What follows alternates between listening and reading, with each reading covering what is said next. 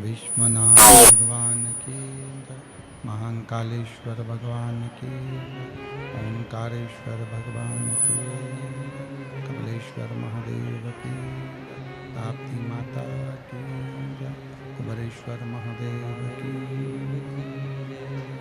हर हर महादेव, हर हर महादेव, हर हर महादेव। काशी विश्वनाथ ओगरदानी त्रिकालदर्शी कैलाशी अविनाशी भगवान शिव, जिनकी पुनीत पावन पवित्र शिव महापुराण की कथा बाबा देवाधिदेव महादेव की कृपा से, करुणा से, उनकी उदारता से भूसावल नगर में भगवान शिव की ये पवित्र धरा, माँ ताप्ती का पावन तट, जहाँ भगवान शिव की परम आनंदमय भूमि भूसावल नगर में 7 दिवसीय शिव महापुराण की कथा चल रही है। शिव की कृपा, उनकी उदारता, उनकी करुणा, उनकी दया,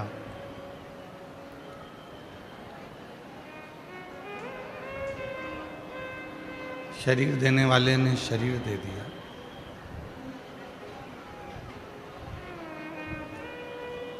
मन देने वाले ने मन भी दे दिया, चित्त देने वाले ने, उस परमात्मा ने चित्त भी दे दिया। सब कुछ दिया उस परमात्मा ने, ऐसा नहीं है कि कुछ दिया नहीं। अब जो शरीर दिया है, उस शरीर का सदुपयोग कैसे करना है, ये आप पर निर्भर करता है। जो चित्त दिया है, उस चित्त का प्रयोग कैसे करना है, ये आप पर निर्भर करता है। जो बुद्धि दी है उस परमात्मा ने, उस बुद्धि का प्रयोग कैसे करना है, ये आप पर निर्भर करता है।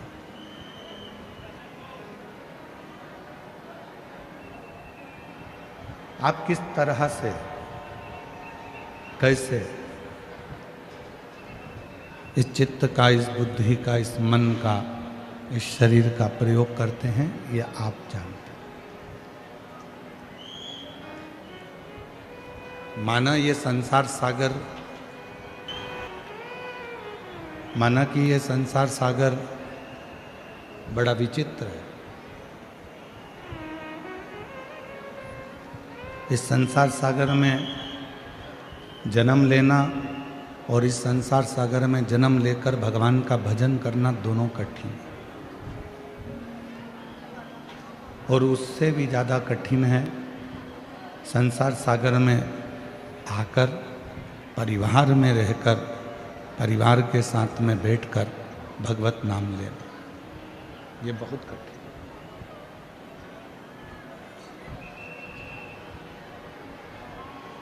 है। एक बक्सों की आवाज़, बड़ा बक्सों की, अंदर के भी सारे बक्से, बाहर के भी। एक मानव की देह, मनुष्य का शरीर, ये भी नहीं आ रही है। एक मानव की देह, मानव का शरीर, और उस मानव के शरीर में 5 कर्मेंद्री, 5 ज्ञानेंद्री और 1 मन, ये 11 रूपी इंद्रियां, इनको कंट्रोल में रखना बहुत कठिन।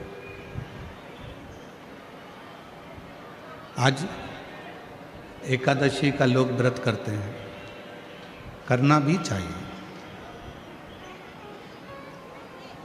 परम भगवदीय जीव एकादशी का व्रत करते हैं कि हम भोजन छोड़ देते हैं, हम ये नहीं खाएंगे, हमारी एकादशी है, हम ये नहीं खाएंगे, हमारी एकादशी है।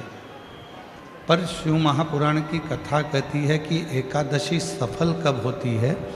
जब आपकी 5 कर्मेंद्री, 5 ज्ञानेंद्री और 1 मन ये आपके कंट्रोल में हो, तो समझ लो कि एकादशी पूर्ण हो गई और एकादशी का फल आपको प्राप्त हो।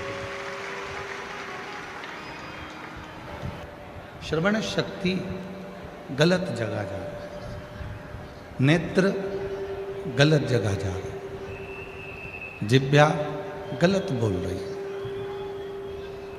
जब ये हमारी इंद्रियां हमारे कंट्रोल में नहीं होंगी, जब ये हमारी इंद्रियां हमारे संयम में नहीं होंगी, तो हम कितना भी व्रत कर लें, हम कितना भी उपवास कर लें, हम चाहे कितने भी भूखे रह लें, तो भी उस व्रत का फल नहीं मिलेगा।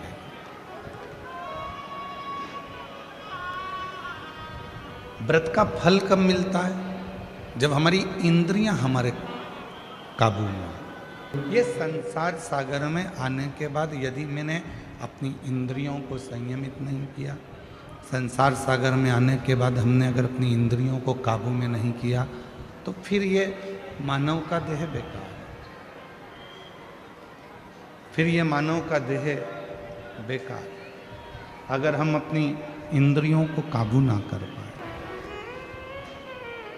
अपनी इंद्रियों को काबू करा, तो समझो कि हमने एकादशी का व्रत किया। कई लोग प्रदोष का व्रत करते हैं, हम उनसे कहते हैं कि आपने अपने कितने दोषों को समाप्त कर दिया। प्रदोष का व्रत कब सफल है? जब आप अपने दोषों को समाप्त करो। मैं गुस्सा नहीं करूंगा, गलत व्यसन नहीं करूंगा, गलत बात नहीं बोलूंगा, गलत चीज नहीं खाऊंगा, अपने दोषों को समाप्त करो। और जब हम अपने दोषों को समाप्त करते हैं, जब हम अपने दोषों को बिल्कुल शून्य पर लाकर छोड़ देते हैं, तो समझो कि हमारा प्रदोष का व्रत सफल हुआ। तब समझें कि हमने प्रदोष का व्रत किया। हमारे भीतर के दोष समाप्त नहीं हो रहा है और हम सोचें कि व्रत कर लें, उससे भगवान राजी हो जाएगा, नहीं हो सकता। बोल बम का नारा है सारी समस्या का हल, श्री शिवाय श्री शिवाय। अपने भीतर के दोष को जिस दिन हमने समाप्त किया, उस दिन परमात्मा हमको मिले। आज मां कर्मा के उस वंश में हुआ है जिन्होंने अपने हाथों से भगवान कृष्ण को, जगन्नाथ को अपने हाथों से भोजन कराया है। उन कर्मा मां के सभी को साथ हो।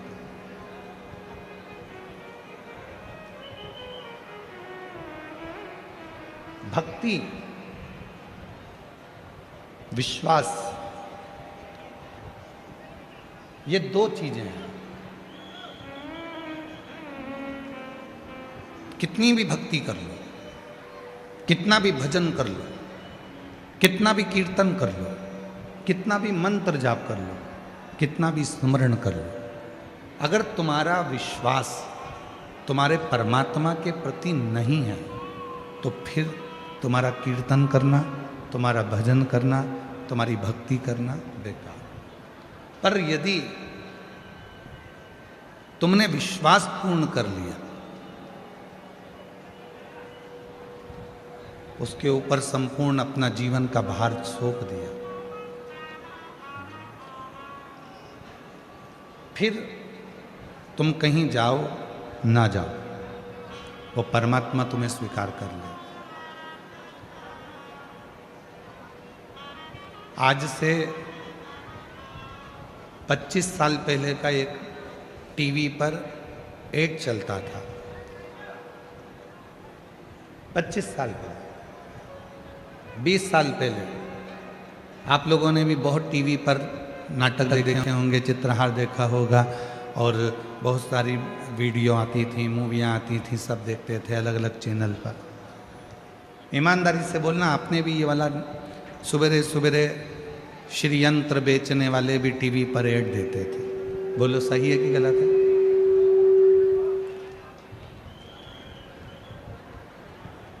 फिर कुबेर यंत्र बेचने वालों ने भी कहा कि हम इस यंत्र को बेचें।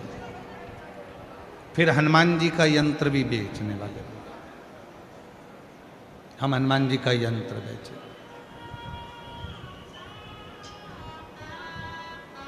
पहले टीवी पर बहुत सारे यंत्र बिकते थे, अलग अलग यंत्र बताए जाते थे। वास्तु शांति का यंत्र है, कुबेर का यंत्र है, लक्ष्मी का यंत्र है, ग्रह दोष निवारण यंत्र है, सारे यंत्र बिकते थे। और उसको लेने के लिए किसी दुकान पर नहीं जाना पड़ता था, आपके यहाँ ऑनलाइन वो यंत्र घर पर आ जाते थे, उसको लेने नहीं जाना है। आपने टीवी पर ऐड देखा, मोबाइल पर फोन पर बात करी, हमको ये यंत्र चाहिए, और वो यंत्र तुम्हारे यहाँ आ जाता है।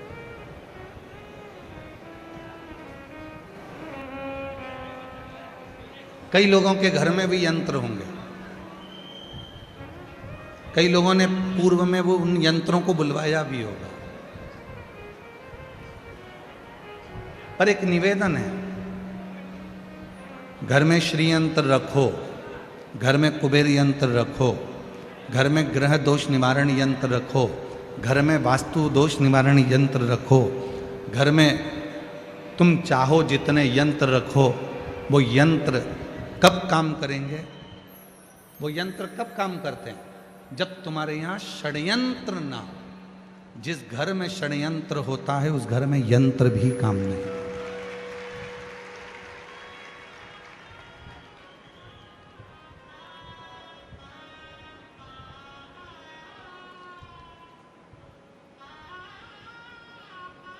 इतना षड्यंत्र घर के अंदर चलता है, कोई ये भड़काएगा, कोई वो भड़काएगा, कोई कुछ कहकर जाएगा, कोई कुछ कहकर जाएगा, कोई कुछ बोल कर जाएगा। भाई भाई में षड्यंत्र चल रहा है, बहन भाई में षड्यंत्र चल रहा है, बहू सास में षड्यंत्र चल रहा है, देवरानी जेठानी में षड्यंत्र चल रहा है, पड़ोसी अड़ोसी धड़ोसी सब में षड्यंत्र चल रहा है। अब ईमानदारी से बोलो, इतने षड्यंत्र यदि घर में इतने षड्यंत्र चलेंगे तो कोई यंत्र तुम्हारे यहाँ काम करेगा? बंद हो जाए, बाप बेटे का षड्यंत्र चलना बंद हो जाए, भाई भाई का षड्यंत्र चलना बंद हो जाए, रिश्तेदारों का एक दूसरे के प्रति षड्यंत्र चलना बंद हो जाए, जो ये षड्यंत्र चलता है तो कोई यंत्र भी काम नहीं करता। यंत्र कब काम करेगा? जब आप षड्यंत्र से दूर हो।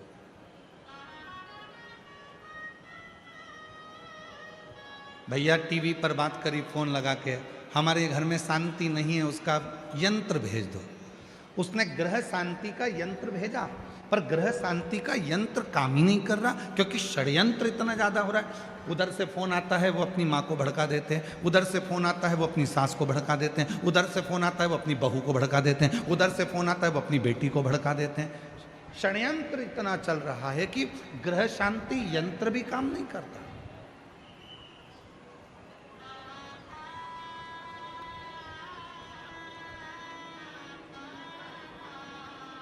वो ग्रह शांति यंत्र भी काम नहीं करेगा अगर षड्यंत्र है तो।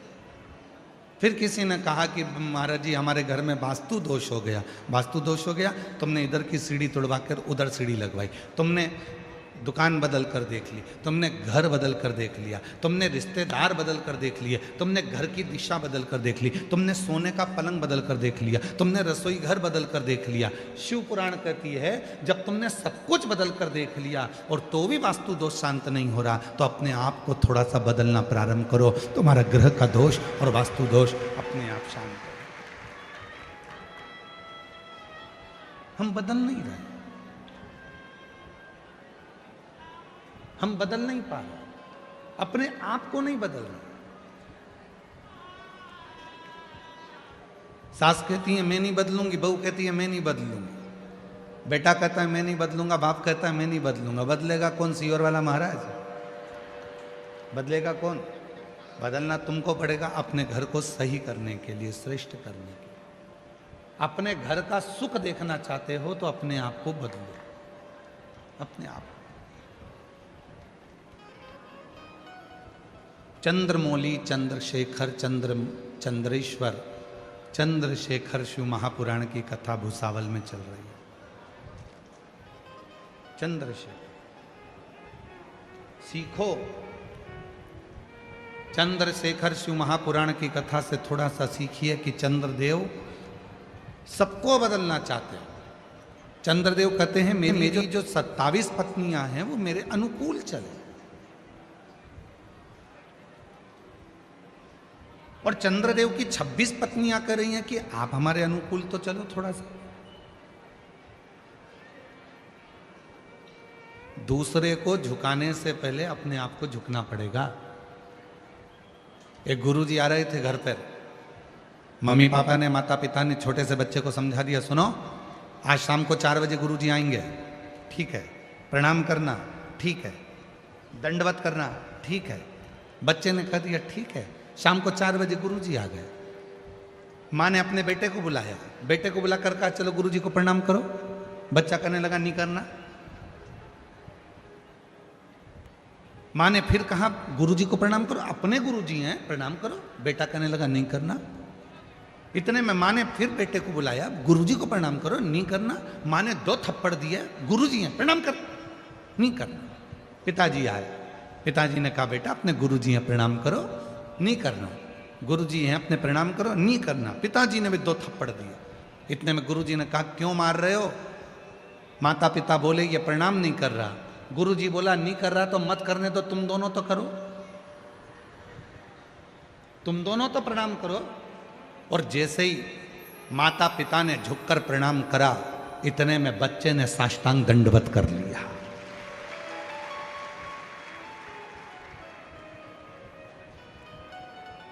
हम सुधरेंगे, युग सुधरेगा। हम बदलेंगे, जम के बोलो, जम के, युग बदलेगा। गायत्री परिवार वाले कहते हैं हम सुधरेंगे, युग सुधरेगा। हम बदलेंगे, युग बदलेगा। कब बदलेगा? जब हम बदलेंगे। कब सुधरेगा? जब हम सुधरेंगे। भाई को सुधारने का प्रयास कर रहे हैं। हम क्या कर रहे हैं? बहन को सुधारने का प्रयास कर रहे हैं। सबको सुधारने का प्रयास करा, पहले अपने आप को सुधारा।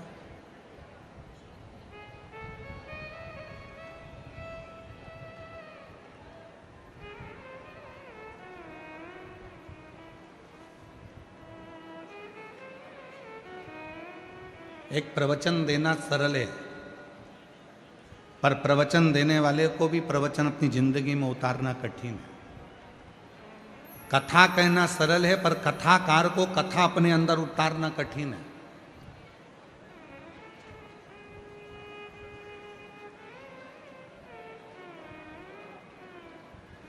आज के जमाने में ढेर सारे कथाकार मिल जाएंगे, आपको कथा भी कहते हैं, पर वो कथा अपने जीवन में उतारते कितनी है? कितना उतारते?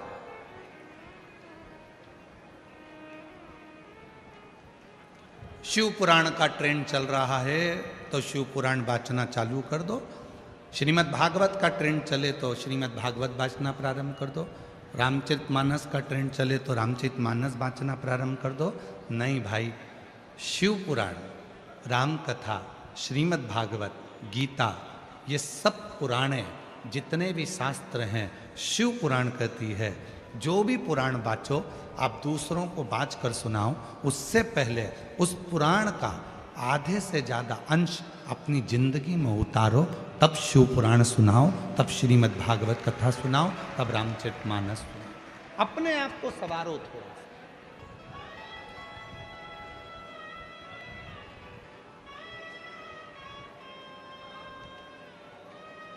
कितना सुंदर प्रसंग है। एक पंडित जी कथा सुनाने गए। कथा में वो बोल रहे थे कि भव सागर से पार उतरना है तो भगवान शिव का नाम लेना पड़ेगा। नमः शिवाय जपो, श्री शिवाय नमस्तुभ्यम बोलो, ओम नमः शिवाय जपो, पार उतर जाओ। 3 महिलाओं ने बात सुन ली और तीनों महिला सिर पे अपने माखन की मटकी, दूध की मटकी लेकर दूसरे गांव में दूध बेचने जाती थी। बीच में नदी पड़ती थी। तीनों महिला रोज नाव वाले को बुलाती थी, नाव वाले को थोड़ा सा पैसा देती और उस पार उतर कर दूध बेचकर आ जाती। तीनों महिलाओं ने नाव वाले को बुलाया। इतने में एक महिला ने कहा कि अभी गुरुजी के मुख से सुना था, भव सागर से पार उतरना है तो भगवान का नाम लो। जब भगवान का नाम लेकर भव सागर से पार उतर सकते हैं तो फिर ये छोटी सी नदी है, नाव से क्या पार करना। इसलिए नाव वाले से बोल दो नाव वापिस ले जाए। आज गुरु जी के कहने से अपन जब भव सागर से पार उतर सकते हैं नाम लेकर, तो फिर इससे भी पार उतर जाएंगे। तीनों महिलाओं ने अपने अपने मटके सिर पर ले लिए और उन्होंने हाथ जोड़कर नमः शिवाय, नमः शिवाय, नमः शिवाय, नमः शिवाय जपती जपती पानी में चली गई। पानी में चलते चलते चलते चलते नमः शिवाय बोलते बोलते बोलते बोलते नदी पार कर ली। नदी पार उतर गई।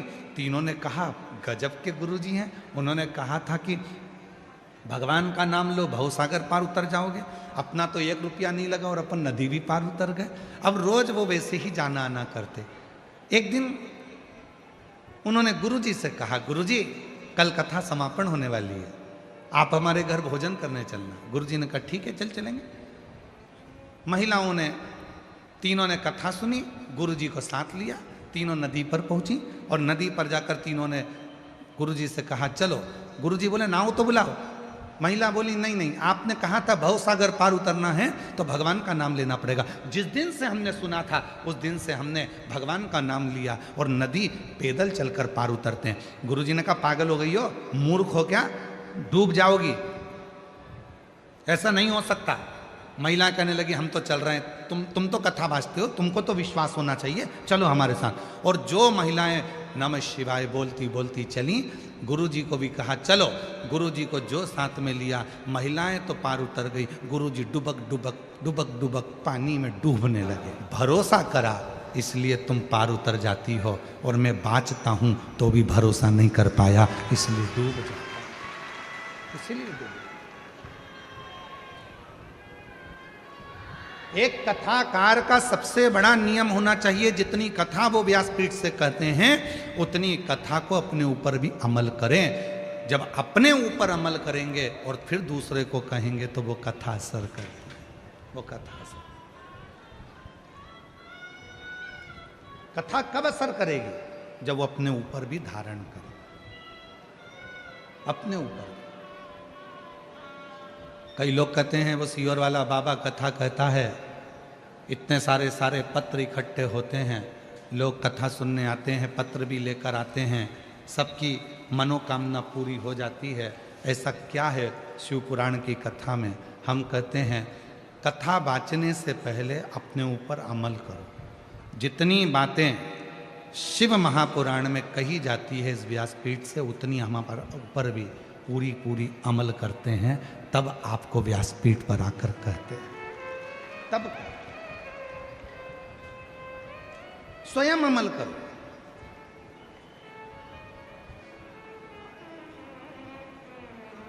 शिव पुराण कहती है बीच की बेलपत्र पर शहद लगाकर शंकर जी को लगाकर एग्जाम देने जाओ।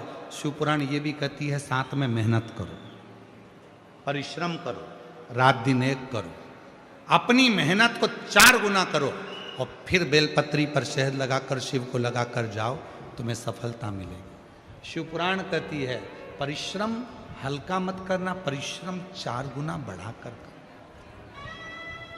शिव पुराण कहती है।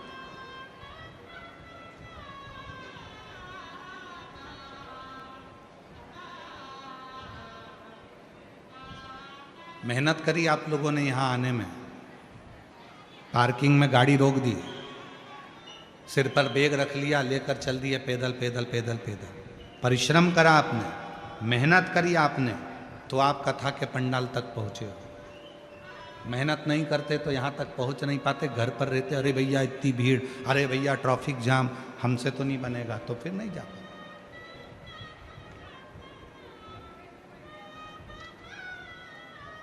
वैष्णो देवी कौन कौन गया है? सब गए ना? रखो। सप्तशृंगी माता के मंदिर कौन कौन गया है? सब गए?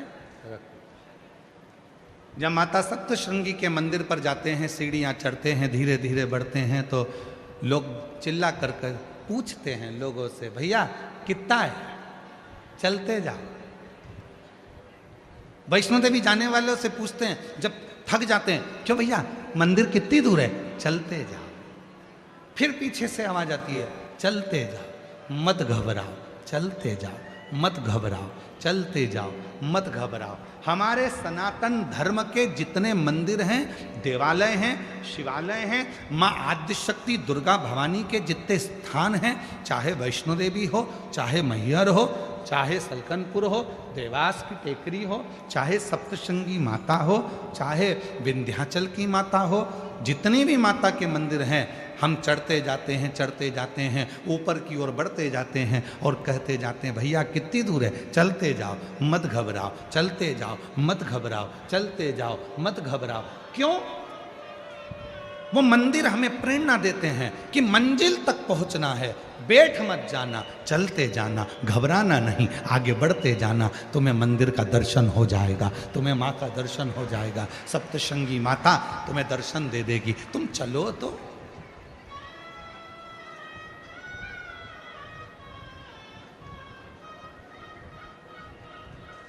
नूतन वर्ष आ रहा है,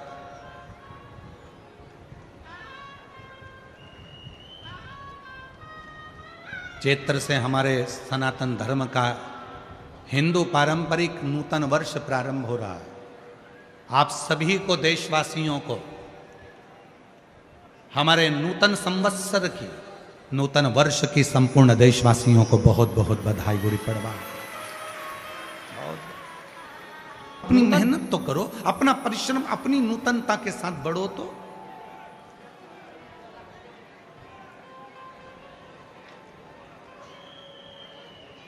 चलते जाओ, मत घबराओ, चलते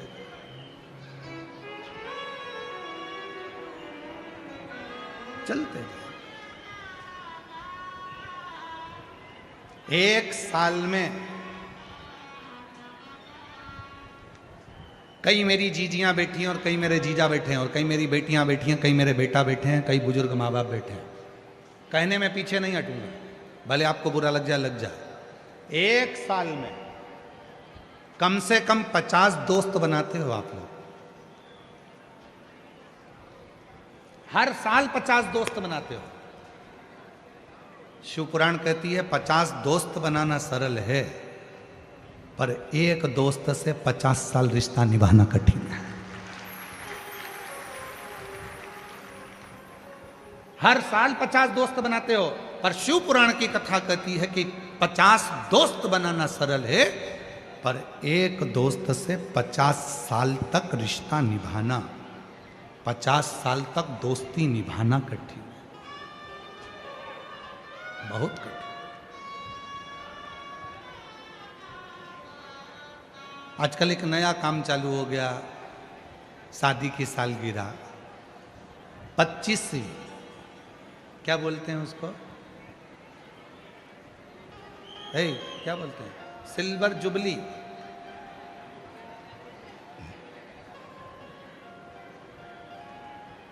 और फिर 50वीं गोल्डन जुबली।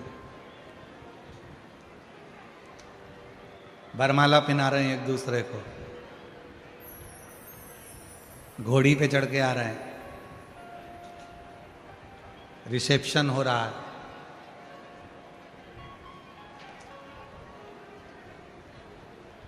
हमारे एक यजमान है सीहोर में, श्री राजेंद्र जी अग्रवाल, ब्यावरा वाले, उनकी शादी की सालगिरह थी 50 में।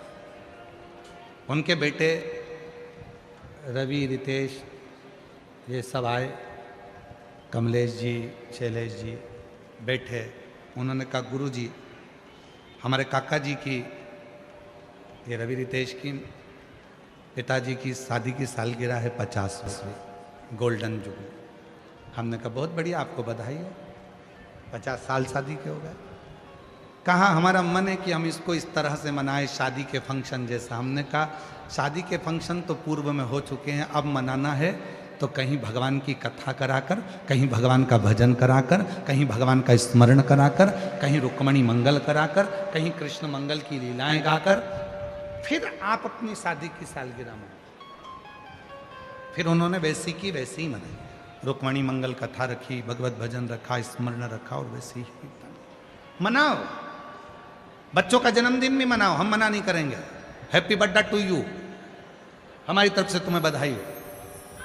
शादी की सालगिरह भी मनाओ, मना नहीं है। सिल्वर जुबली, गोल्डन जुबली, तुम्हारी जो जो जुबली और चुगली जो भी है तुम सब मनाओ, मना नहीं है। पर निवेदन है उस जुबली के साथ में, उस जुबली के साथ में किसी प्राचीन मंदिर में, तुम्हारे गांव के मंदिर में, तुम्हारे शहर के मंदिर में, कहीं मत जाओ, अपने भुसावल के मंदिर में, अपने शहर के मंदिर में, अपने जलगांव के मंदिर में, अपने गांव के मंदिर में, किसी मंदिर में जाकर जो तुम सिल्वर और गोल्डन जुबली मनाना चाहते हो, उस दिन उस मंदिर की पुताई करवाओ, सफाई करवाओ, मंदिर का डेकोरेशन करवाओ और शिव जी का अभिषेक करवाओ, तो सिल्वर जुबली, तो गोल्डन जुबली। एक संकल्प लो, मैं अपना जन्मदिन कैसे मनाऊंगा। आज से नियम ले लो भुसावल वालों, और आज से नियम ले ले पूरे सनातनी जितने कथा श्रवण कर रहे हैं। अपना जन्मदिन आए, 500 रुपए का केक लाना, 1000 रुपए का केक लाना उससे अच्छा है 500 रुपए की पेंट की बाल्टी लेना, कलर की बाल्टी लेना, और कोई पुराना मंदिर तुम्हारे गांव में हो जिसमें धूल जम रही हो, उसको साफ कर कर, पुताई कर कर उसको रंगीन कर देना। गांव में रहते हैं, वहाँ का कोई मंदिर हम देखेंगे, उस मंदिर में कोई पेंट हम खुद अपने हाथों से पुताई कर देंगे। अपने घर की पुताई करते हैं तो वहाँ नहीं कर सकते।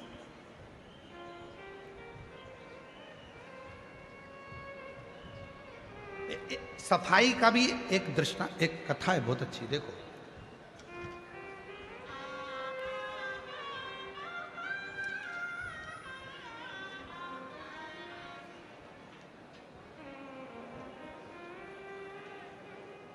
एक सुंदर प्रसंग है शिव महापुराण का।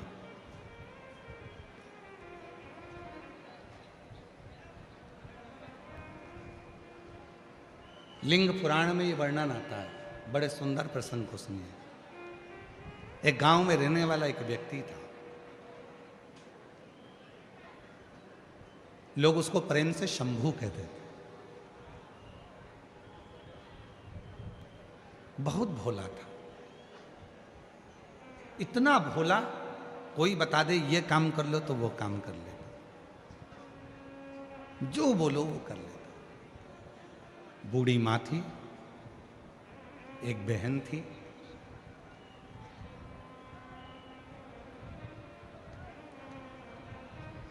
माँ को वो काम पर नहीं जाने देता, बहन को वो काम पर नहीं जाने देता, खुद काम करता। भोला था, पढ़ा लिखा नहीं था, अनपढ़ था, विद्या नहीं थी, इतना विद्वान भी नहीं था, इतना विद्वान नहीं था, पढ़ा लिखा। काम क्या मिलता? पेट्रोल पंप पर भी काम करना है तो थोड़ा पढ़ा लिखा होना जरूरी है, पैसा मिलेगा तो उसको संभाल के रखना पड़ेगा। किसी ऑफिस में काम करना है तो पढ़ा लिखा होना जरूरी है, किसी स्थान पर काम करना है तो पढ़ा लिखा होना जरूरी है। पर उसको तो कुछ पढ़ा ही नहीं था, परिस्थिति ठीक नहीं थी तो विद्या नहीं थी। भोला कहते थे लोग, बिल्कुल सीधा। इस कथा में भी कई माताएं ऐसी बैठी हैं एकदम भोली हैं, एकदम भोली। कई बेटे इस कथा में ऐसे बैठे हैं बिल्कुल भोले। कई बहुएं इतनी भोली होती हैं, कुछ नहीं, कौन षड्यंत्र रचने तो उसको कोई मतलब नहीं।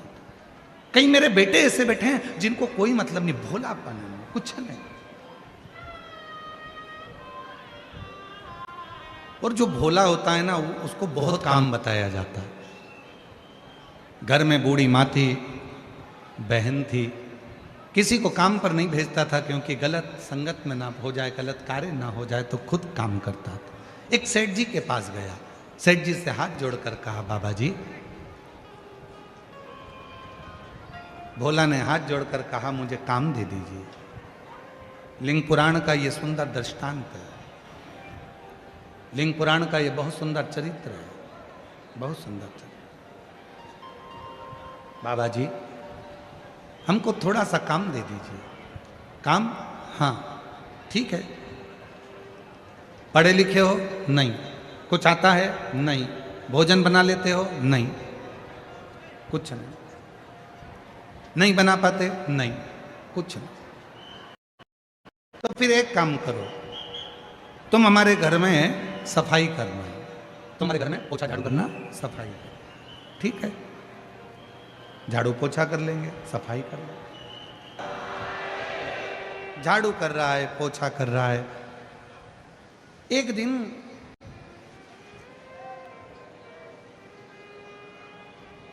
शिव मंदिर के सामने से निकल कर जा रहा था। शिव पुराण का बड़ा सुंदर संवाद है, थोड़ा ध्यान लगाकर सुनना इसको। कहते हैं शिव भक्त की कथा सुनने में स्वयं शिव ही आनंद देते हैं, इसीलिए थोड़ा सावधानी से सुनिए। शिव मंदिर के सामने से निकलकर जा रहा था। मंदिर में देखा बहुत कचरा है, बहुत सारी गंदगी हो रही है, लोग चढ़ाकर फूल चढ़े जाते हैं, पानी इधर उधर ढुल जाते हैं, सफाई नहीं करता। वो भोला मंदिर में चले गया, सेठ जी के यहाँ जाने से पहले वहां सफाई करी, फिर गया।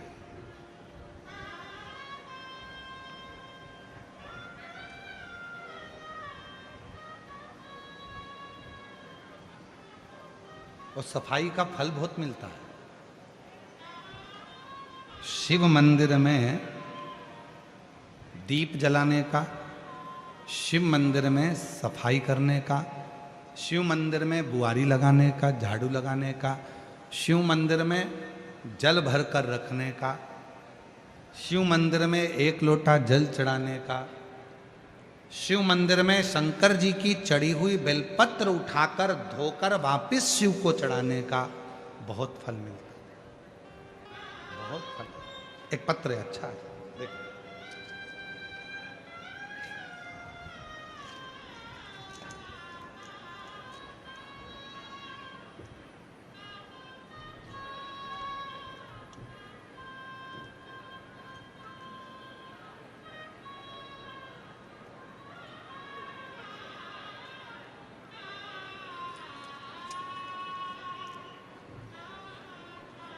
मैं संजय पंडरीनाथ किरोचे, मैं शाहपुर ज़िला बुरहानपुर का निवासी हूँ। मेरा मोबाइल नंबर ये है, कहीं बैठे हों तो आ सकते हैं। मेरा बेटा रुपेश संजय किरोचे, उसकी तबीयत 26/1/2026 को अचानक से ख़राब हो गई थी।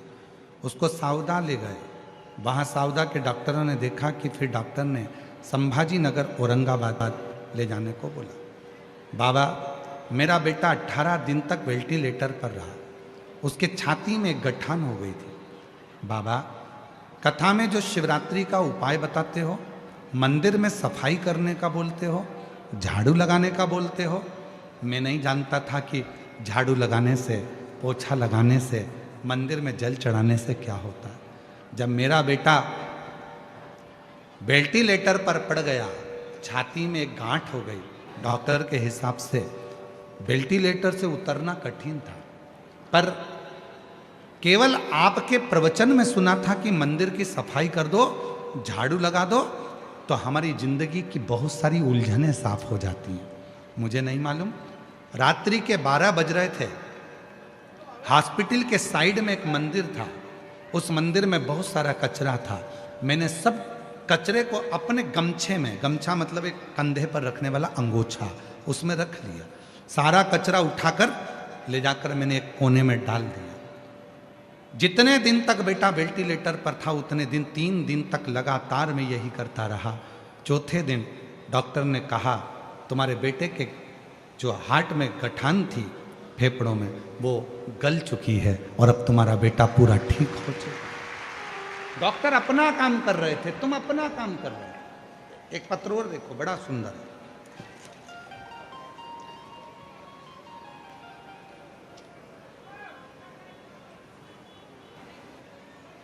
महादेव पंडरी बिराजदार, गांव खरोसा, तहसील ओसा, जिला लातूर, महाराष्ट्र से हैं। मैं नमन करता हूं। कागज पर तो बस शब्द हैं, असली प्रार्थना तो मेरे आंसुओं और धड़कनों में है। मेरी मैया आपके भरोसे है, इसे मेरी नैया आपके भरोसे है, इसे पार लगाना। शिव भोलेनाथ मेरा बेटा नरसिंह राव महादेव बिराजदार 30/4/2024 से इंडियन आर्मी का एग्जाम दे रहा है पर क्लियर नहीं होता। बहुत हार चुका था, सोच लिया था कि अब कुछ नहीं करेगा। आपके कहने पर मेरा बेटा मंदिर में जल चढ़ाने जाने लगा, सफाई करने लगा, मंदिर की झाड़ पोछ करने लगा। मुझे नहीं मालूम उसका फल क्या मिलता है। आज बाबा को धन्यवाद देने के लिए बैठा हूं कि मेरे बेटे का सिलेक्शन इंडियन आर्मी में हो गया और बाबा की कृपा से इस सिक्किम में उसकी ट्रेनिंग चल रही है। सिक्किम में ट्रेनिंग क्या मिलेगा? आए हैं, आ जाओ आ जाओ आ जाओ आ जाओ आ जाओ। एक पत्र और है, देखिए।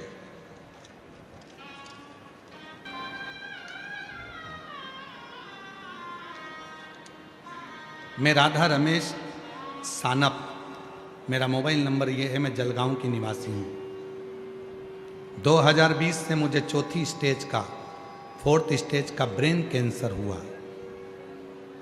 स्टेज देखिएगा कौन सा है ब्रेन कैंसर का, 4था। आप ही हैं, आ जाओ, आ जाइए, आ जाओ। 4th स्टेज का कैंसर 2020 में हुआ। डॉक्टर ने कह दिया कि अंतिम समय है, ले जाओ। ब्रेन का कैंसर बहुत कठिन, ठीक हो नहीं सकते। नासिक के अस्पताल में ले गए, वहाँ डॉक्टरों को दिखाया, इलाज करवाया, पर डॉक्टर ने कह दिया मुश्किल है, उम्मीद बहुत कम है, उम्मीद बहुत कम है, ये ले जाओ। तब मेरी देवरानी ने बताया कि सियोर वाला बाबा कथा सुनाता है, कथा सुनने में बड़ी बड़ी बीमारी भी ठीक हो जाती है। सियोर वाला बाबा कथा कहता है और कथा सुनने में बड़ी बड़ी बीमारी ठीक हो जाती है। गुरुदेव, मैंने कथा सुनी, हर रोज मंदिर में जाके 1 लोटा जल चढ़ाती रही, दवाएं अपना काम करती हैं और आप कहते हो दुआ अपना काम करती है। बाबा, डॉक्टर ने तो 15 दिन दिए थे, आज मैं 2020 से अभी तक कैंसर को हराकर शिव की भक्ति करती हूँ, कैंसर को हराकर शिव की भक्ति करती हूँ।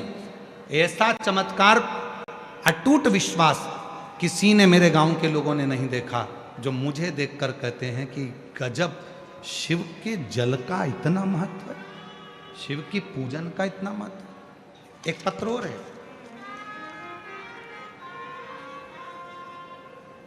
मेरा नाम वैशाली नारायण गवली, मैं जामनेर तालुका में।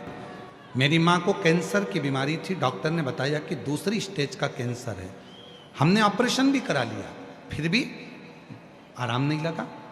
समय आया, डॉक्टर ने कह दिया कि जीभ निकालना पड़ेगी, जीभ काटना पड़ेगा, कैंसर बढ़ चुका है।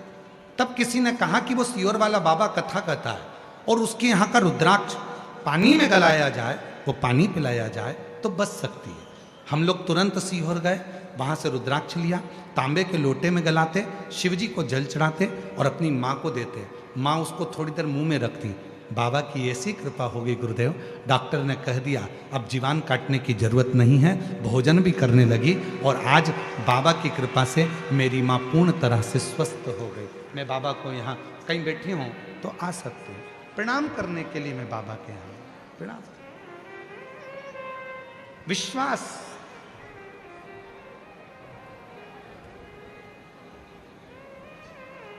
आप जिस भावना से आए। ये कथा तो कल सवेरे 8 बजे से 11 बजे तक भुसावल की भूमि पर कल कथा विराम हो जाएगी। टीवी पर वही 2 बजे से 5 बजे तक आएगी। पर जितने जयपुर वाले हैं, राजस्थान वाले हैं, राजस्थान में कथा का समय, कथा शिव पुराण थोड़ी कम सुनने में पहुंचती है। पर जितने जयपुर के आसपास वाले हैं, बाबा से पंडाल में बैठकर उससे झोली पसार कर प्रणाम कर कर विनय करो। ये मौका लगा, सुनो, बोलो।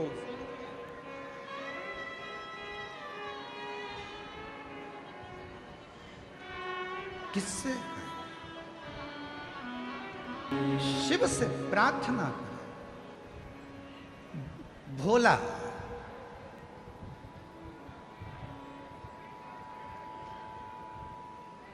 शंभू, बहुत सारा।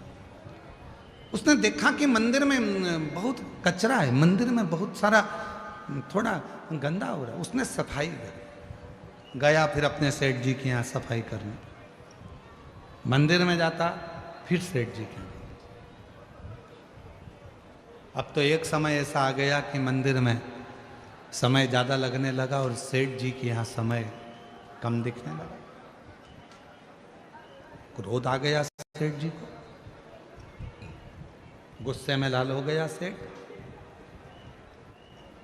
लिंग पुराण की कथा कर रही है, शिव महापुराण की कथा कर रही है। सेठ जी ने हाथ पकड़ा, उसको घर से बाहर निकाल दिया। भूखा मरता है, मेरे घर से तेरा घर चलता है, तनख्वाह देता हूं तेरे को, रोटी देता हूं तेरे को। जब भूखा मरेगा तो मालूम पड़ेगा कहां समय पास करता है। शंभू के मुख से निकल गया, भोला के मुख से निकल गया। सेठ जी, जब आपके दरवाजे पर आता हूं उसके पहले मंदिर पड़ता है शिव जी का।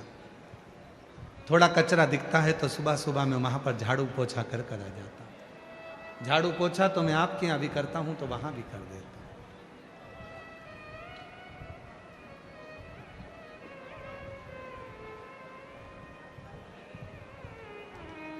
सेठ जी ने कहा, तनख्वाह देता है मंदिर में कोई? मंदिर में कोई तुझे रोटी देता है? नहीं सेठ जी, तनख्वाह तो आपके यहाँ से मिलती है, वहाँ तो बस फ्री में पोछा लगाकर, झाड़ू लगाकर आ जाता हूँ। जब वहाँ कोई मंदिर में तनख्वाह नहीं देता, तुझे कुछ नहीं देता, तो झाड़ू पोछा क्यों करता है? कल से मंदिर गया तो यहाँ मत आओ, काम पूरा कर। उसने हाथ जोड़कर कहा, सेठ जी ठीक है। दूसरा दिन फिर हुआ, उसका मन नहीं माना, मंदिर में थोड़ा और जल्दी उठकर चले गए। अब सेठ जी का भी काम करता है, वहां का भी काम करता है। एक दिन सेठ जी ने देख लिया, मंदिर जाना नहीं छोड़ा, चले जाता है, मक्कारी करता है मेरे यहाँ की। और सेठ जी ने धक्के मारकर निकाल दिया। शंभू, भोला आज घर पर गया, भूखी थी माँ बहन, आज कुछ लाए नहीं। शंभू, नहीं। भोला, कुछ लाया नहीं? नहीं। क्यों? सेठ जी ने काम से निकाल दिया। क्यों? मंदिर जाता था, झाड़ू पोछा कर देता था, फिर सेठ जी के यहाँ चले जाता था। सेठ जी को अच्छा नहीं। अब क्या करेगा? भोला के मुख से निकल गया, सेठ जी के यहाँ करता था तो सेठ जी तनख्वाह देते थे, शंकर जी के यहाँ करता हूं तो शंकर जी तनख्वाह देंगे। तनख्वाह शिव देगा, तनख्वाह और कोई नहीं देगा, मेरा शिव देगा। उसकी तनख्वाह स्वयं महादेव देना प्रारंभ कर देते हैं, शिव देते।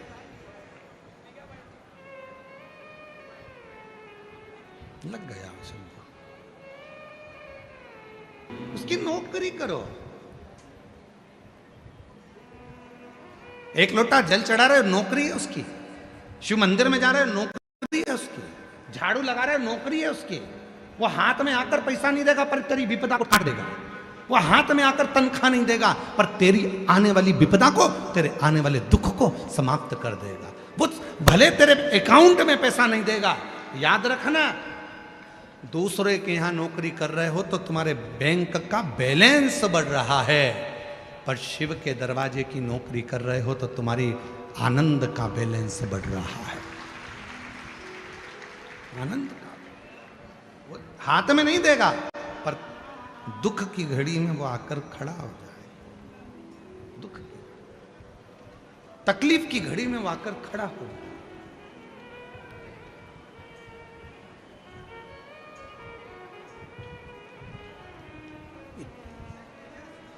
और वो तकलीफ की घड़ी में जब वो आता है, दुख की घड़ी में जब वो आता है, ये इतने जो पत्र हैं, आप पत्रों का ढेर देखोगे तो इतना, हर कथा में पत्रों का ढेर लगता। आप देखो पत्रों का ढेर, देखिए देखिए, ये तो आज के पत्र हैं इसलिए हम इसको इधर रख लेते। पत्र दो जरा, और बहुत सारे पत्र तो हम पढ़ ही नहीं पाते। पत्र लाइए।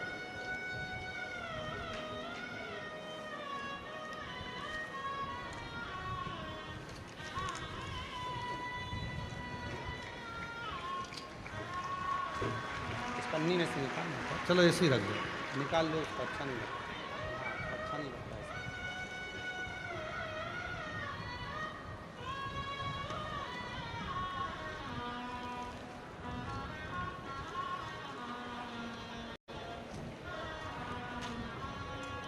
तो एक जन ही खड़े पकड़ के, एक जन यहीं खड़े पकड़ के, आप दिल से उससे कहकर जाना, दिल से उसको बोल कर जाना, जो कामना लेकर आए हो, धूप में बैठे हो, उससे एक आस लगाकर बैठे हो, सुनेगा, धारण करेगा, देगा। विश्वास, भरोसा, इतना भरोसा करना मेरे देवाधिदेव महादेव पर, इतना विश्वास करना, ये जानकर विश्वास करना कि मेरी एक एक श्वास पर उसका अधिकार है, एक एक श्वास उसका अधिकार, किसी दूसरे का नहीं, एक एक श्वास पर मेरे शिव का अधिकार। पूर्ण भरोसा। दर्शी कैलाशी अविनाशी भगवान शंकर की पवित्र कथा कर रहे हैं, शिव महापुराण की कथा वर्णन कर रहे हैं, भगवान देवादिदेव महादेव का पवित्र चरित्र कह रहा है, शिव तत्व कह रहा है, बाबा की पवित्र कथा कह रहे हैं, शिव महापुराण की कथा वर्णन कर रहे हैं। भोला शंभू शिव जी के मंदिर की झाड़ू पोछा करने लगा, भगवान शंकर के मंदिर की झाड़ू लगाने लगा, पोछा करने लगा। शिव मंदिर में जाता है, भगवान शंकर के मंदिर में नित्य झाड़ू, नित्य पोछा, नित्य सेवा रोज करता, प्रतिदिन। ऐसा कोई पल, ऐसी कोई घड़ी, ऐसा कोई क्षण, अब तो भोला ने, शंभू ने शिव के मंदिर में ही डेरा ला दिया।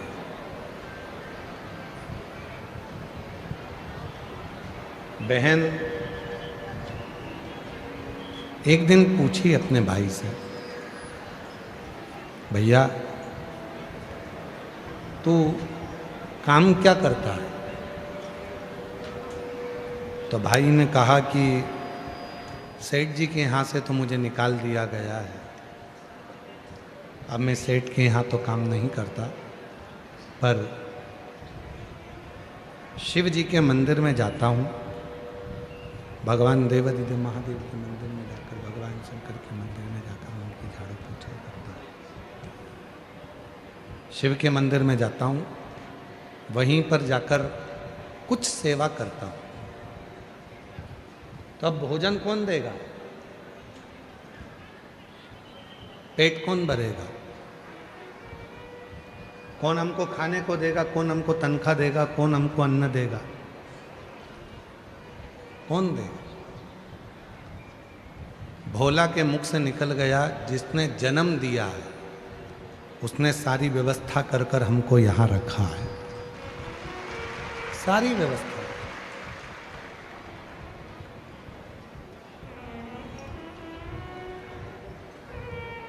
उसी से कहें, किसी दूसरे को तो कह नहीं सकते।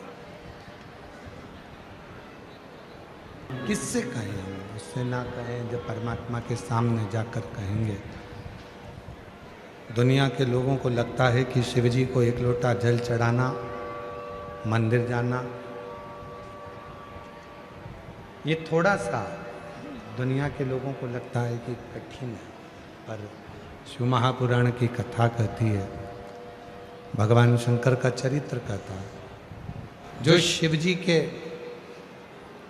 मंदिर में जाकर एक लोटा जल समर्पित करता है, वो अपने दिल की बात अपने देव अधिदेव महादेव से हृदय से कहता है।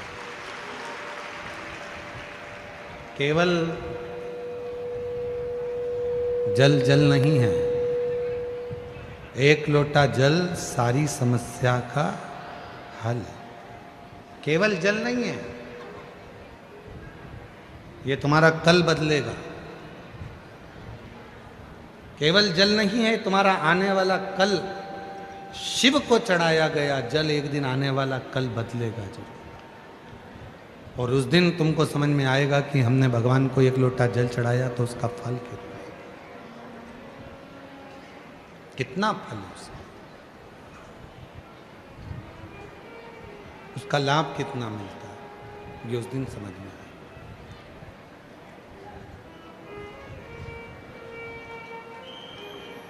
भोला शिव जी के मंदिर में सफाई करता है, झाड़ू लगाता है, सेवा करता है।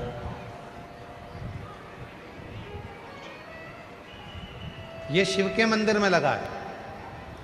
और जो बात हमने पहले कथा में कही, आज फिर कह रहे हैं, तुम भोलेनाथ जी का एक लोटा जल संभाल लो, वो तुम्हारा घर संभाल लेगा।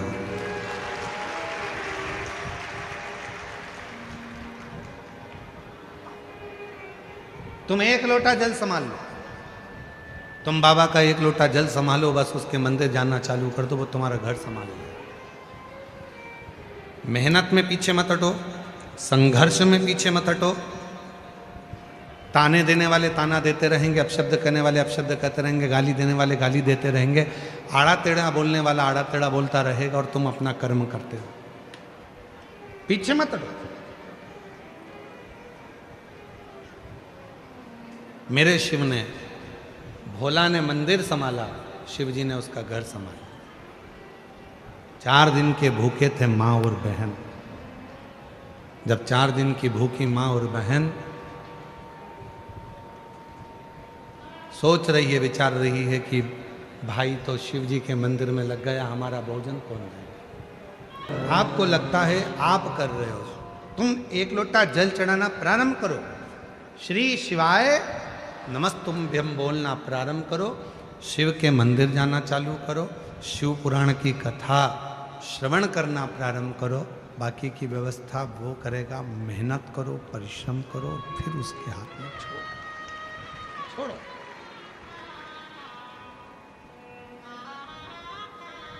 संभालेगा। एक पत्र है, अच्छा है।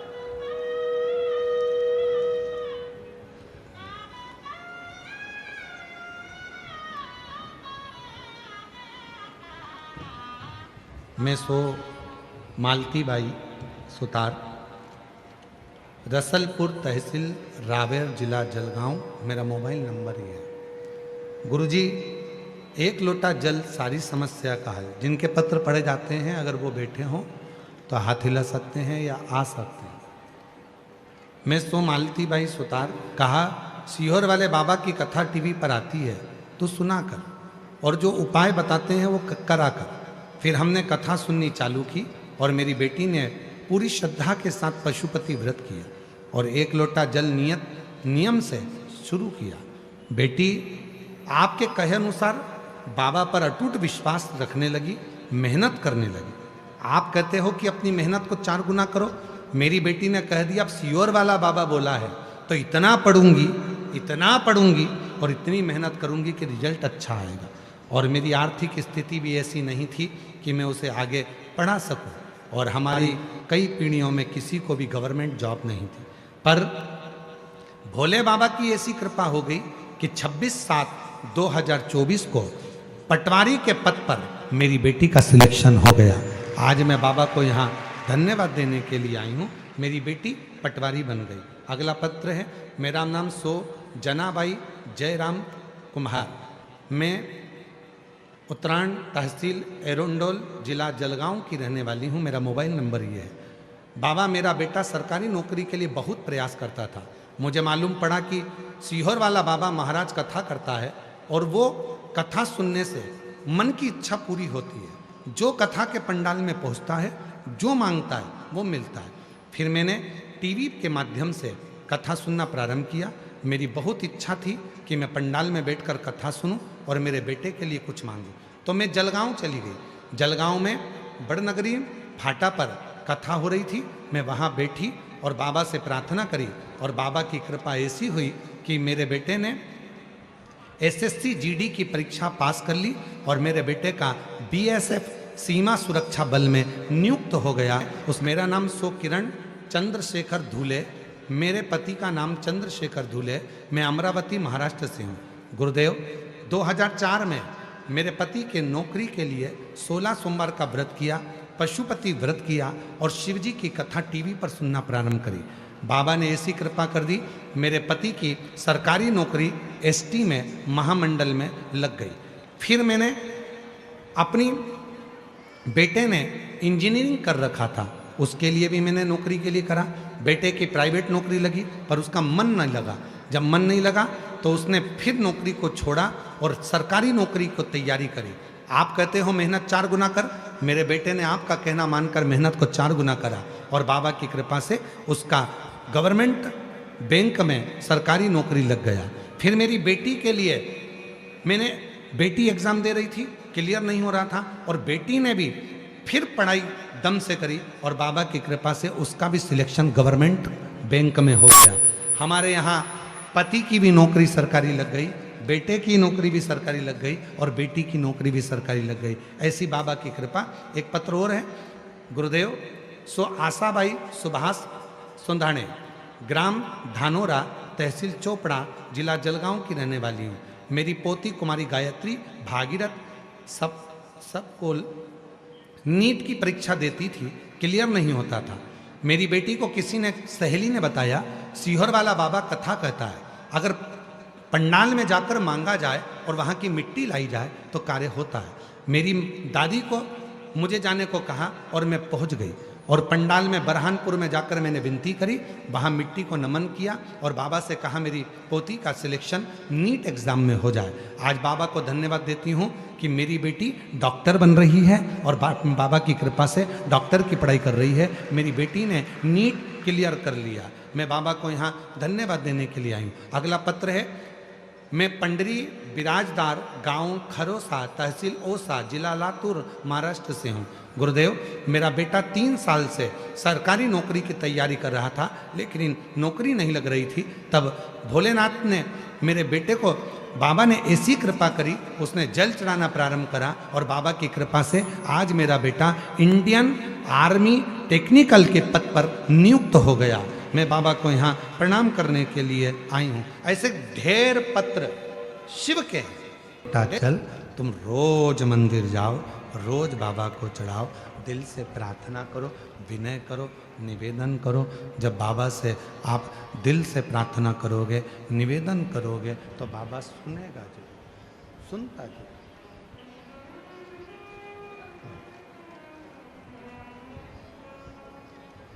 सुनेगा जरूर। भोला शिव के मंदिर को संभाल रहा है, शंकर भगवान के मंदिर में सेवा कर रहा है, चाकरी कर रहा है, शिव के मंदिर में सेवा में लगा हुआ, चाकरी में लगा हुआ, और उसका घर देवादिदेव महादेव, उसका घर भगवान शिव संभाल रहा है। आप उसके आश्रित तो हो।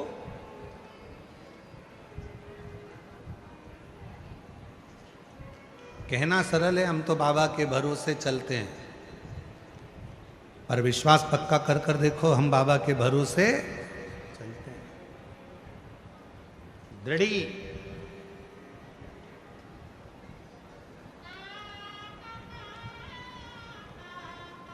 पूर्ण भरोसा।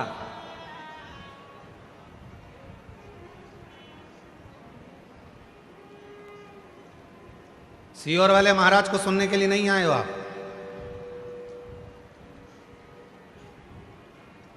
आप उस देव अधिदेव महादेव से बात करने के लिए आए।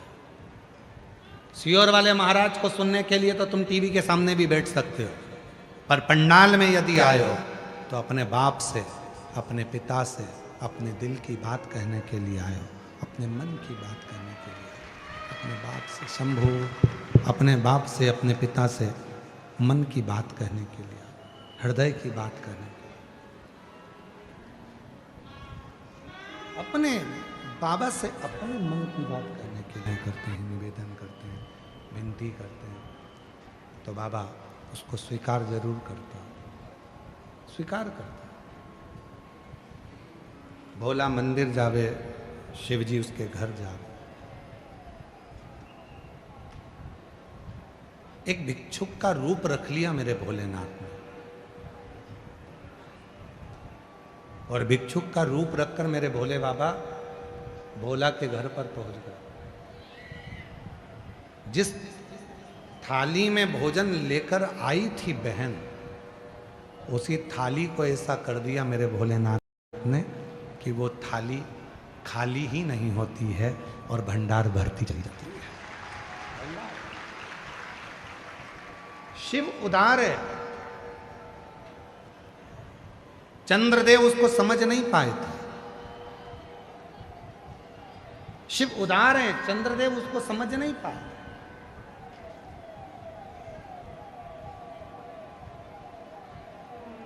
और केवल चंद्रदेव ने भगवान शिव का अपमान नहीं करा, शिव जी का अपमान करा चंद्रदेव ने, तो शिव ने स्वीकार कर लिया, कोई बात नहीं, अपमान हुआ है, कोई बात नहीं, कोई बात नहीं, हो गया। पर एक समय ऐसा आया,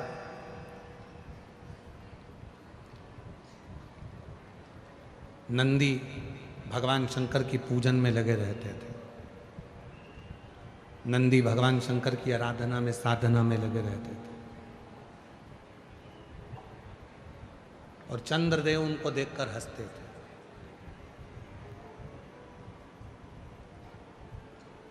जिस पर दुनिया हंसी है,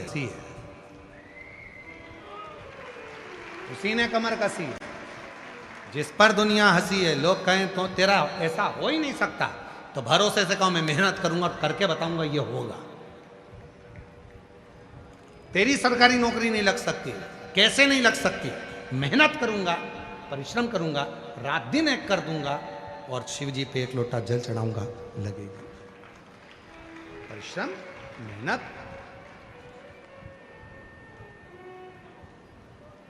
नंदी पर हंसते थे, खूब हंसते थे।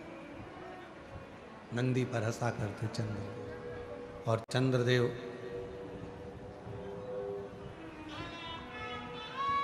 जब नंदी पर हंसते, देव नंदी पर हंसते थे, और नंदी भगवान शिव की साधना में, नंदी भगवान शंकर की आराधना में लगा। एक दिन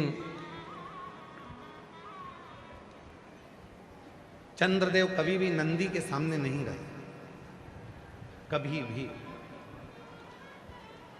पर आज जब नंदी भगवान शिव की पूजन की तैयारी कर रहा था, भगवान शंकर के पूजन की तैयारी जब नंदी कर रहा था, तब चंद्रदेव वहां आ गए।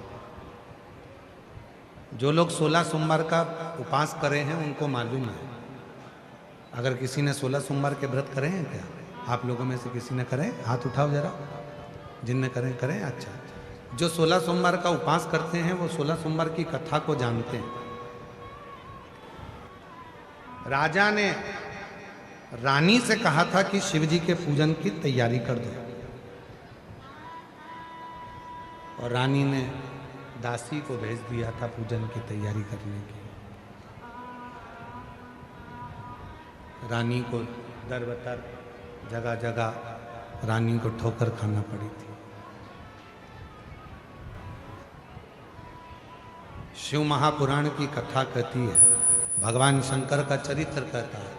इसीलिए पशुपति व्रत करने वाले जितने भी होते हैं, जो पशुपतिनाथ का व्रत करते हैं, उनसे हम हमेशा एक बात कहते हैं, व्रत आप कर रहे हो तो प्रसाद आप बनो। भले थोड़ा सा आटा सेक लो, घी डालकर उसमें पानी डालकर शक्कर डालकर सीरा बना लो, रवा का सीरा बना लो, खीर बना लो, कुछ नहीं तो मीठा पुआ बना लो, कुछ नहीं तो मीठा भजिया बना लो, कुछ नहीं तो मीठा गुलगुला बना लो, कुछ नहीं तो मीठा पुआ बना लो, कुछ नहीं पूरण पोली बना लो। पर अपने हाथ से जो पशुपति व्रत करने वाली माताएं होती हैं, बेटियां होती हैं, बेटे होते हैं, शिव पुराण कहती है जब आप पशुपतिनाथ का व्रत करें तो अपने हाथों से भगवान का भोजन तैयार करें, अपने हाथ।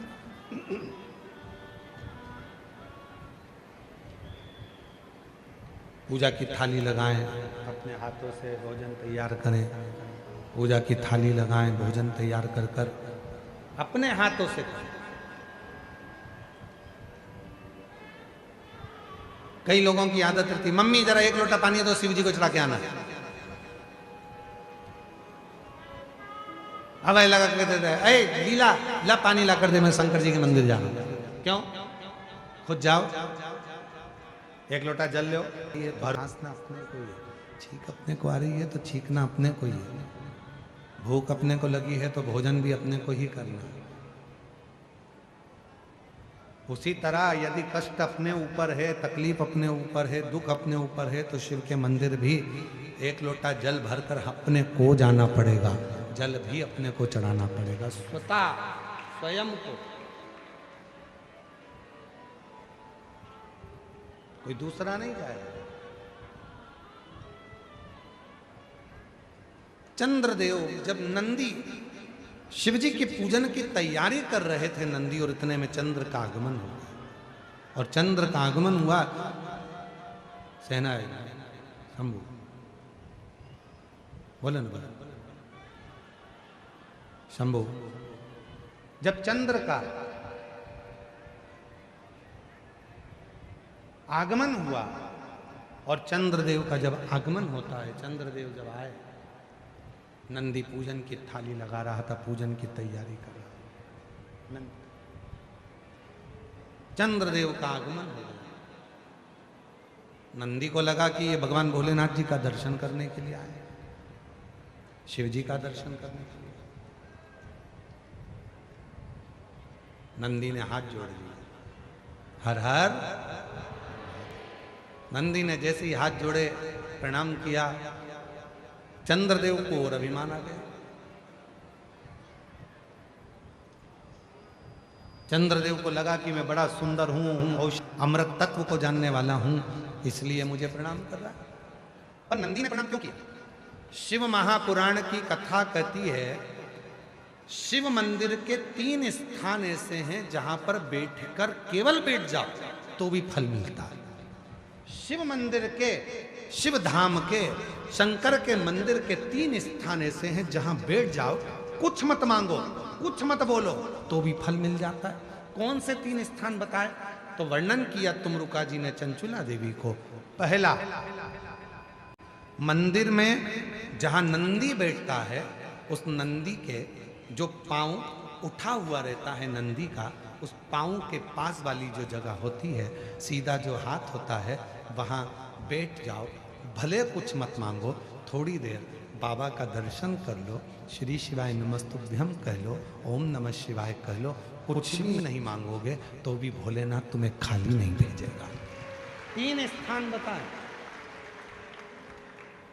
3 स्थान बताए। पहला स्थान है नंदी के पास, जो चरण उठाए, चरण उठा मतलब नंदी उस चरण के माध्यम से आपके कष्ट को मिटाने के लिए शिव को बिठाकर तुम्हारे दरवाजे तक लाए। पहला। दूसरा जलाधारी, समझिएगा जरा, थोड़ा ध्यान दीजिएगा कथा में।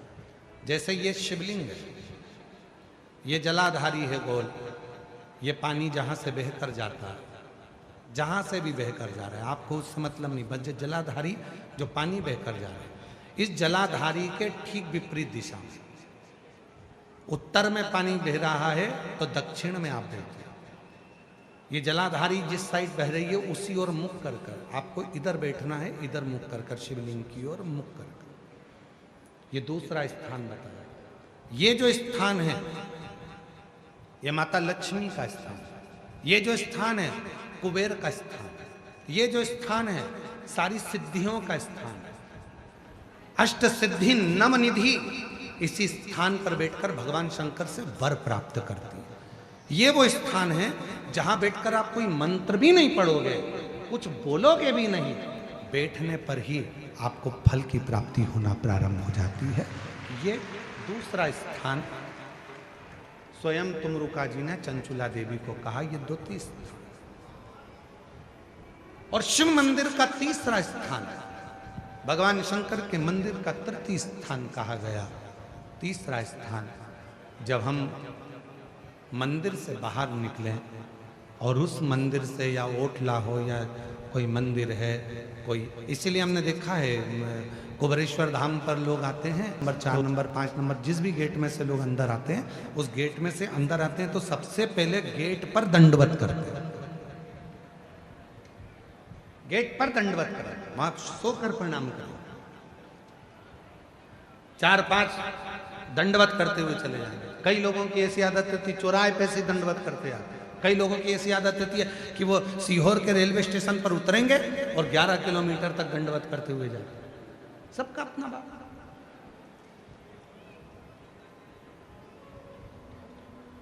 और हम आप लोगों को सुनकर खुशी होगी कि कुबेरेश्वर धाम के प्रांगण में, कुबेरेश्वर धाम के प्रांगण में 4 नंबर और 5 नंबर गेट से आप कुबेरेश्वर धाम के मंदिर के अंदर ही अपनी गाड़ी खड़ी कर सकते हैं निःशुल्क। पार्किंग का कोई पैसा आपको देना नहीं, मंदिर के अंदर ही गाड़ी जाती है। बस आपको 4 नंबर 5 नंबर गेट पे पहुंचना है और वहां से मंदिर को अंदर गाड़ी को प्रवेश करो। बड़ी बड़ी बसें भी लगाने के लिए हमने वहां पर सुविधा कर दी है कि बसें अंदर खड़ी हो जाएं, सब अपना भोजन बनाएं, वहीं पर खाएं, जिसको भोजन बनाना है भोजन बनाएं, नहीं तो भोजन तो बाबा का भंडारा चलता है सबके लिए। कोई बस का शुल्क नहीं लगना है, तुम्हारी गाड़ियों का शुल्क नहीं लगना। मंदिर प्रांगण में 4-5 नंबर गेट से अंदर करेंगे, गाड़ियाँ निःशुल्क पार्किंग आपको वहाँ प्राप्त होगी, किसी को रुपया देने की जरूरत नहीं, 1 रुपया भी। आराम से आप लोग वहाँ गाड़ी खड़ी करें, रुद्राक्ष लें, खाओ पियो, बाबा के घर आयो, अपने पिता के घर आयो, भजन, कोई नहीं।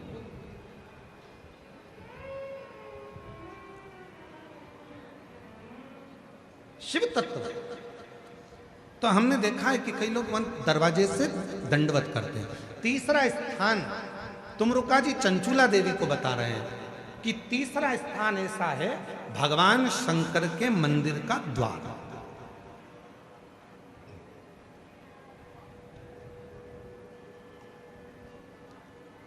शिव मंदिर का द्वार,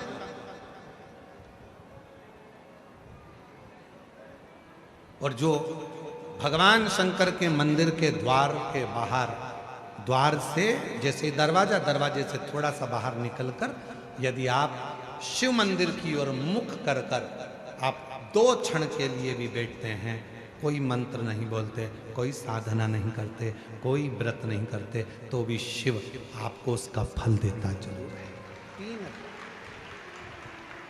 3 कौन कौन सी 3 जगह हैं जम के बोलेंगे सभी। पहले नंबर का नंदी का जहां चरण उठा है उसके पास, दूसरे नंबर का जहां जलाधारी पानी बहकर जाता है उसके ठीक विपरीत की ओर जलाधारी की ओर, और तीसरा स्थान शिव के द्वार।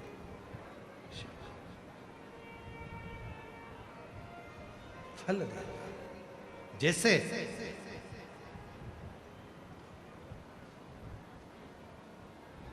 एक नारी के गर्भ में अगर कोई गांठ पड़ जाती है, चेस्ट में गांठा जाती है, कोई पुरुष कोई नारी को अगर शरीर में कहीं पर भी गठान हो जाती है, कहीं पर भी गांठ पड़ गई, डॉक्टर को दिखाने जा रहे हो और मन में भ्रम उत्पन्न हो रहा है कोई बीमारी ना लग गई हो, शरीर में कहीं पर भी गांठ हो जाए, कहीं पर आप प्रयास करो। शिव मंदिर के जब पूर्णिमा का दिन हो, प्रदोष का दिन हो, सोमवार की अष्टमी का दिन हो, सोमवार का दिन हो, चंद्रमा की रोशनी जब शिखर पर पड़ रही है और उस शिखर की छाया जहां पड़ रही है उसी जगह पर बैठकर एक बेलपत्र शिव पर चढ़ी हुई चबा चबा कर रात्रि के समय उसको खाना प्रारंभ कर दो। 3 या 4 प्रदोष, 3 या 4 सोमवार, 3 या 4 पूर्णिमा आप करोगे, शरीर की गांठ धीरे धीरे गलना प्रारंभ हो जाएगी और शरीर में गांठ नहीं दिखेगी,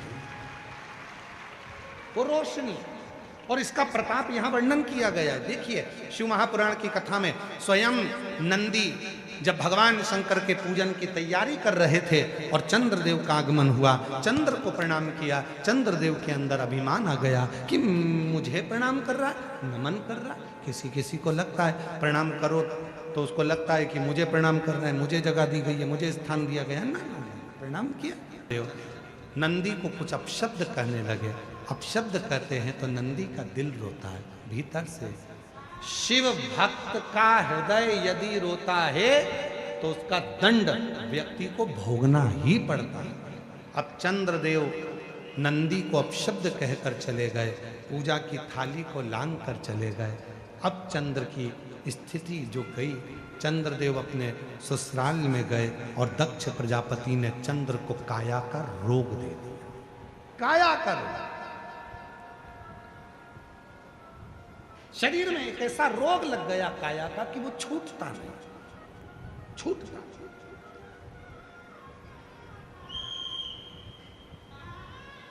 कई बार बच्चे जन्म लेते हैं, बुद्धि का विकास नहीं हो पाता, शरीर का विकास नहीं हो पाता, हाथ पैर से कमजोर रहते हैं, पलंग पर सोए रहते हैं, बॉडी काम नहीं करती है, बच्चे चल नहीं पाते हैं, दौड़ नहीं पाते हैं, बैठ नहीं पाते हैं, भोजन नहीं कर पाते हैं, सुन नहीं पाते, बुद्धि का प्रयोग नहीं कर पाते। उनके लिए ये चंद्रशेखर शिव महापुराण की कथा कह रही है। डॉक्टर का इलाज करवाओ, डॉक्टर शिव का रूप है, वो जैसा बताएं वैसा भी करो, पर साथ में एक चावल का दाना, एक सफेद दुर्वा, दूबा में ही बगीचे की दुर्वा जो लगती है उस दूब में ही एक सफेद दुर्वा भी लगती है, सफेद दुर्वा, एक चावल का दाना, एक सफेद दुर्वा और एक कनेर का फूल, ये तीनों शिव जी के मंदिर में प्रदोष के समय पर चढ़ाना प्रारंभ करिए। दुर्वा लेकर आ जाओ, चाने का जो चावल का दाना है वो लेकर आ जाओ, चावल के दाने को पीस लो, चावल के दाने को पीस लो और पीस के उसमें दूध का लेपन, थोड़ा सा 2 बूंद दूध का, गाय का दूध मिल जाए तो उसका लेपन कर कर बच्चे के हृदय पर त्रिपुंड उसी चावल के दाने के दूध का लेपन करिए। और जो दुर्वा लेकर आए हो उसको पीस कर जो उसको भोजन देते हो उस भोजन में मिलाकर उसको खिलाइए। धीरे धीरे बच्चे का आप देखेंगे कि वो खुद उठने का प्रयास करेगा, हाथ पैर चलने का प्रयास करेगा, बुद्धि काम करना प्रारंभ करेगी और बच्चा एकाग्र चित्त का होता चले जाएगा, विवेक का। कुछ प्रदोष कर कर देखिए, कुछ। और ध्यान रखें, प्रैक्टिकल जरूर करें। प्रैक्टिकल का जमाना है, बिना प्रैक्टिकल के काम नहीं चलता। प्रयास आपको करना है, अपने कपड़े की बटन अपने को लगाना है, अपना भोजन अपने को करना है, अपनी खांसी अपने को खांसना है, अपनी छींक अपने को छींकना है, अपना सिर दुखे तो गोली भी अपने को खाना है, तो व्यवस्था भी आपको करना है, करना आपको।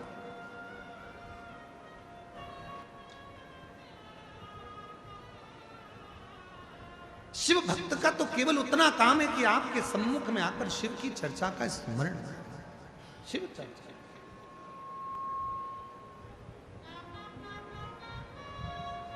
शिव कथा कर, भगवान शंकर का चरित्र कर।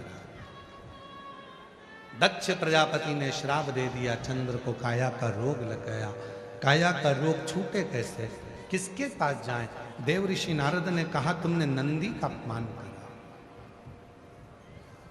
भगवान अपने अपमान को सहन कर लेते हैं, पर भगवान भोलेनाथ अपने भक्त के अपमान को कभी सहन नहीं कर पाते हैं, कभी नहीं। शिव अपना अपमान सहन कर लेंगे, पर भगवान भोलेनाथ अपने भक्त का अपमान सहन नहीं कर पाते। इसीलिए आपको शिव महापुराण की कथा में बार बार कहते हैं, भगवान शंकर की कथा नहीं सुनना मत सुनो, पर शंकर की कथा की निंदा मत करो। शिव जी के मंदिर नहीं जाना मत जाओ, पर शंकर की निंदा मत करो। शिव महापुराण में नहीं जाना मत जाओ, पर कोई शंकर का भक्त है, शिव का भजन करने वाला है, शंकर का स्मरण करने वाला है, कोई शिव गुरु है, कोई शंकर को ही गुरु मानकर शिव को ही गुरु के तत्व में जानते हैं, तो उस शिव गुरु की कभी निंदा मत करो, कभी निंदा मत करो। क्यों? क्योंकि शिव अपना अपमान सहन कर लेते हैं, पर अपने शिव गुरु का अपमान शिव कभी सहन नहीं कर पाते हैं। उसकी निंदा दे जाती है तो उस पर ताना कस देते हैं। क्यों कसना? एक दिन जिंदगी का ऐसा आएगा कि तुम पर ताना कसा जाए। किसी को अपशब्द मत करो। एक उंगली जब हम किसी पर उठाते हैं तो ये 3 उंगली अपनी ओर जाती है कि तू अपने अंदर झांक कर देख कि तू कैसा। क्यों अपमान कर, क्यों अपशब्द कर?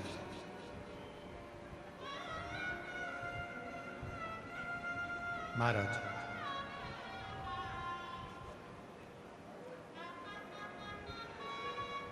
पूरी मनुष्य देह में, पूरे मानव के शरीर में केवल हमारे शब्द, हमारी वाणी 24 घंटे यात्रा करती है। मानव के शरीर में केवल हमारा शब्द, हमारी वाणी ऐसी है जो 24 घंटे यात्रा करती है। शब्द, इसलिए कहते हैं वाणी ऐसी बोलिए जो मन का आपा खोए। 4 ताले में बंद हो जाओ और 4 ताले में बंद होकर भी तुम कुछ बोलोगे तो तुम्हारे शब्द बाहर निकलकर आ ही जाएंगे और लोगों के कानों तक पहुंच जाएंगे।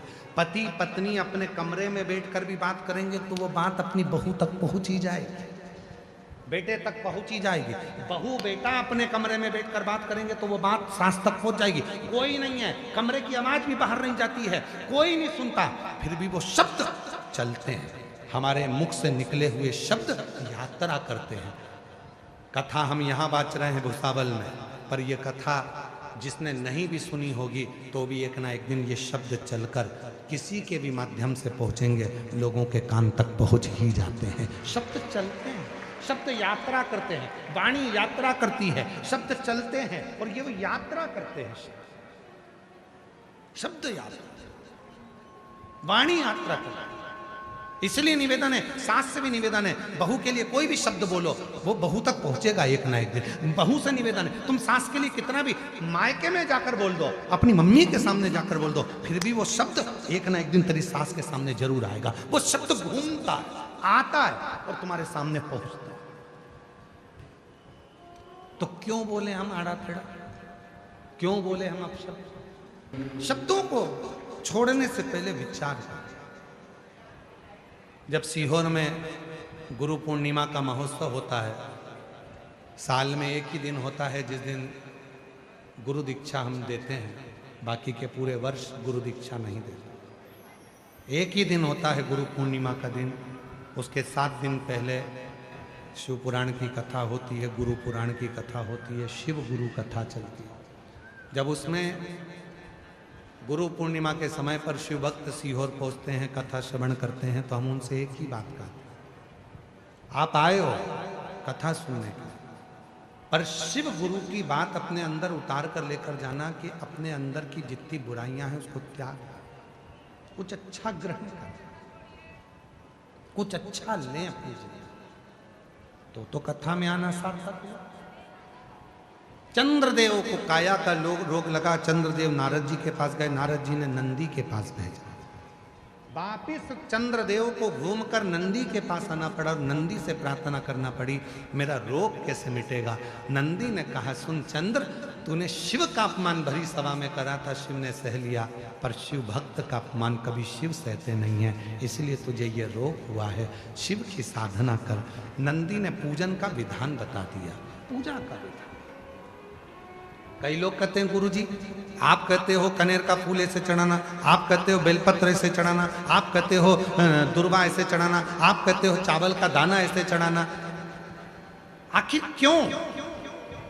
हम उनसे कहते हैं देखो, गोलियां डॉक्टर लिखता है पर उसको खाने का तरीका भी लिखता है। ये वाली गोली खाली पेट खाना, ये वाली गोली रात को खाना, ये दवाई गर्म पानी के साथ लेना, ये दवाई दूध के साथ लेना।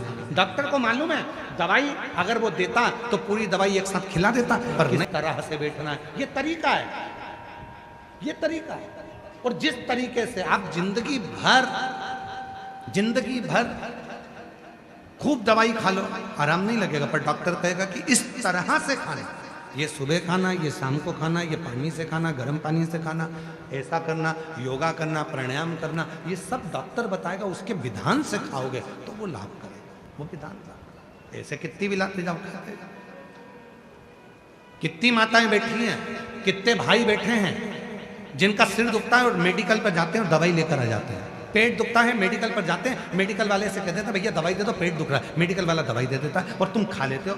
वो थोड़ी देर का आराम लग जाएगा, फिर तकलीफ होगी। इसलिए मेडिकल पर जाने से पहले डॉक्टर के पास जाओ और डॉक्टर के पास जाकर कहोगे कि ये तकलीफ है, फिर डॉक्टर उसको लिखेगा। तो क्या डॉक्टर तो 3-4 दवाई लिख देता है, मेडिकल वाला एक ही दवाई देता है। डॉक्टर 3-4 दवाई क्यों लिखता है? क्योंकि एक दवाई देगा, उसको मालूम है एसिडिटी होगी, तो उसके साथ दूसरी दवाई भी देगा, एसिडिटी को दबाने के लिए फिर तीसरी दवाई देगा। 3 दवाई इसलिए डॉक्टर ने दी कि वो दवाई लेगा तो साइड इफेक्ट नहीं होगा। पर मेडिकल वाले हो सकता है कि तुमको दवाई दे दें, थोड़ी देर के लिए आराम भी लग जाए,